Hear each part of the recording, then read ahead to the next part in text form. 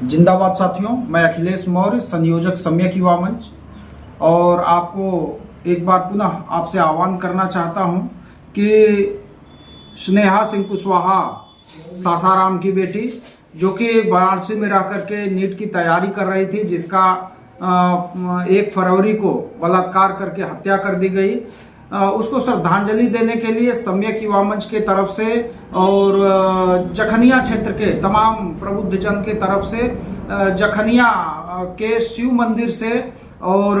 जो है तहसील तक 3 तारीख दिन सोमवार को, यानी 3 मार्च दिन सोमवार को शाम 5 बजे कैंडल मार्च का आयोजन किया गया है, जिसमें आप सभी लोगों से अनुरोध है कि ज़्यादा से ज़्यादा संख्या में उपस्थित होकर के और कैंडल मार्च में सम्मिलित होकर के और बेटी स्नेहा को कैंडल जला करके श्रद्धांजलि देते हुए न्याय की मांग किया जाए साथियों। और इस बात से आप सभी लोग परिचित हैं कि 1 फरवरी इस 2025 को की रात को जो है सासाराम की बेटी स्नेहा सिंह कुशवाहा, जो कि बनारस में रह करके रामेश्वरम कॉम्प्लेक्स में रह करके और नीट की तैयारी कर रही थी, जो छात्रावास था उसमें रह करके नीट की तैयारी कर रही थी, रात में उसका जो है कि बलात्कार करके हत्या कर दी जाती है और हत्या के मामले को छिपाने के लिए उसकी लाश को जो है फांसी लगा करके और टांग दिया जाता है। और इसकी सूचना जो है परिवार को दिए बगैर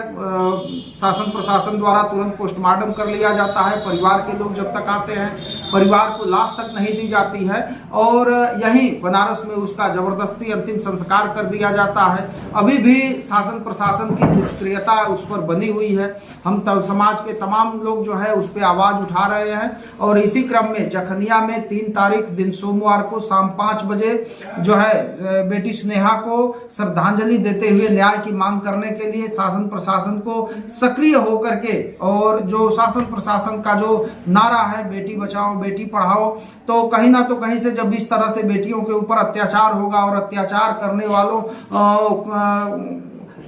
को जो है कि इस तरह से